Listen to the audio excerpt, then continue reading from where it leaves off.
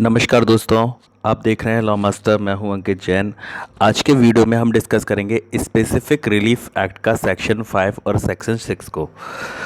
Specific relief act का section 5 और section 6 provides करता है रिकवरी ऑफ पोजेशन की, कि हम पोजेशन यानी किसी प्रॉपर्टी का जो कब्जा है वो कैसे प्राप्त कर सकते हैं।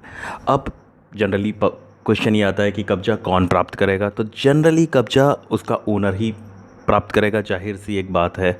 लेकिन ऐसा नहीं है।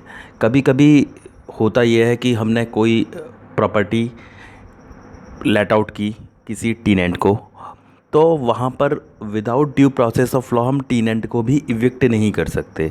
इन अ केस हम टीनेंट को without due process of law means forcefully evict कर देते हैं, तो यहाँ टीनेंट के पास भी एक राइट है कि वो भी रीपोजेशन मांग सकता है, कोर्ट से क्लेम कर सकता है। However he is not owner of the property, वो प्रॉपर्टी का ओनर नहीं है, लेकिन मालिक ना होने के बावजूद भी वो प्रॉपर्टी का कब्जा मांग सकता है। तो इसके बारे में सेक्शन 5 और सेक्शन 6 प्रोवाइड्स करते हैं। अब आज के वीडियो में हम डिस्कस करेंगे कि मेजर डिफरेंस सेक्शन 5 और सेक्शन 6 में क्या क्या है। तो सबसे पहले हम बात करते हैं सेक्शन 5 की। तो सेक्शन 5 में जो कब्जा डिमांड किया जाता है, क्लेम किया जाता है, वो होता है on the basis of title. Title या हक जिसे हिंदी में बोलते हैं, या जिसे हम आम भाषा में बोल सकते हैं मालियत, यानी जिसकी मिल्कियत होगी, जिसका टाइटल होगा, जिसकी ओनरशिप होगी, वो सेक्शन 5 में जाके सीपीसी के प्रोविज़न के अकॉर्डिंगली एक रेगुलर सूट फाइल करेगा और उस रेगुलर सूट में सिंपली क्लेम कर सकता है कि मुझे इस पर्टिकुलर प्रॉपर्टी का पोजीशन दिलाया जाए। और जबकि इसके विपरीत सेक्शन 6 में जो पोजीशन मांगा जाता है वो on the basis of title नहीं होता, जैसा भी हमने सेक्शन 5 के बारे में पढ़ा समझा। सेक्शन 6 में जो पोजीशन क्लेम किया जाता है वो on the basis of position ही होता है। वो किसी व्यक्ति को without due process of law, विधि की सम्यक प्रक्रिया को अपनाए बिना अगर इविक्ट कर दिया है, तो उस व्यक्ति के पास एक राइट है कि वो कोर्ट में जाए और कोर्ट से क्लेम कर सकता है कि मुझे without due process of law evict कर दिया गया है, मुझे बिना विधि की प्रक्रिया अपनाए बेदखल कर दिया गया है, मुझे उस प्रॉपर्टी पर दोबारा कब्जा दिलाए। तो यहाँ पर कोर्ट अगर वो ये प्रूव कर देगा इविक्टेड पर्सन कि हाँ उसको इविक्ट किया गया है, तो कोर्ट उसको दोबारा पोजीशन दिला सकती है। लेकिन जैसा अभी हमने सेक्शन 5 के बारे में सब पढ़ा कि वहाँ ओनरशिप के बेसिस पर होता है, ये 6 मंथ में ही किया जा सकता है और on the basis of position होता है।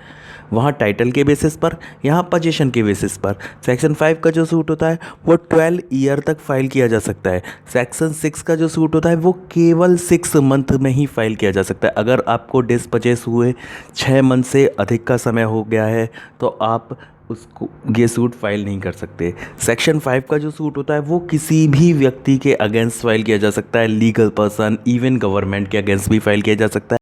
लेकिन सेक्शन 6 का जो सूट होता है वो गवर्नमेंट के अगेंस्ट फाइल नहीं हो सकता है।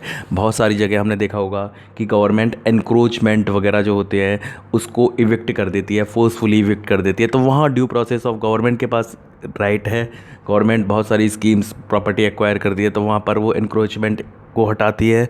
तो सेक्शन 6 का जो सूट है वो हम एक नॉर्मल व्यक्ति के अगेंस्ट ही फाइल कर सकते हैं, गवर्नमेंट के अगेंस्ट सेक्शन 6 का सूट फाइल नहीं हो सकता। अब आते हैं अगले अंतर पर। तो जो एक नेक्स्ट जो सबसे बड़ा अंतर है, सेक्शन 5 का जो सूट होता है, टाइटल वाला जो सूट होता है, हक वाला जो सूट होता है, वो रेगुलर सूट होता है, सीपीसी से गवर्न सूट होता है, तो वहाँ अपील का भी राइट्स मिलता है। लेकिन सेक्शन 6 का जो सूट होता है वो सीपीसी से गवर्न होकर स्पेसिफिक रिलीफ एक्ट से गवर्न होता है, एक समरी सूट होता है। तो समरी सूट होता है इसलिए यहाँ पर कोई भी अपील का राइट नहीं होगा, ना रिव्यू का राइट है। यानी सेक्शन 6 क्लियरली बोलता है कि यहाँ ना अपील होगी ना रिव्यू होगा। हालांकि रिवीज़न हो सकता है, क्योंकि रिवीज़न के बारे में कोई प्रोविज़न नहीं किया, तो ये एक और अंतर है। जबकि सेक्शन 5 का जो सूट्स था वहाँ हम रिवीज़न भी कर सकते हैं, वहाँ हम रिव्यू भी कर सकते हैं और वहाँ हम अपील भी फाइल कर सकते हैं, वहाँ कोई बार नहीं है। लेकिन सेक्शन 6 में क्लियरली अपील और रिव्यू करने पर बार है। इसका मतलब हम अपील भी नहीं कर सकते और रिवीज़न भी नहीं कर सकते। सेक्शन 6 के जो सूट है उसका जजमेंट ऑलमोस्ट फाइनल होता है, उसको चैलेंज नहीं किया जा सकता है सिवाय रिवीज़न में जाने के अलावा। कभी कभी ये होता है, एक ओनर ही जो होता है वो सेक्शन 6 का सूट फाइल करता है। तो ओनर ने सेक्शन 6 का सूट फाइल किया, ओनर हो सकता है, मैं ओनर हूँ, मुझे किसी ने फोर्सफुली इविक्ट कर दिया, मैं रेगुलर सूट नहीं करना चाह रहा, मैं सेक्शन 6 की रेमेडी दोनों के लिए है, ऑक्यूपायर के लिए भी है और ओनर के लिए भी है। तो वहाँ पर मैं कोर्ट में जाके पोजीशन प्रूव नहीं कर पाता और मेरा सेक्शन 6 का जो सूट था वो डिसमिस हो जाता है। तो इसका मतलब ये नहीं है कि मैं सेक्शन 5 का रेगुलर सूट नहीं फाइल कर सकता।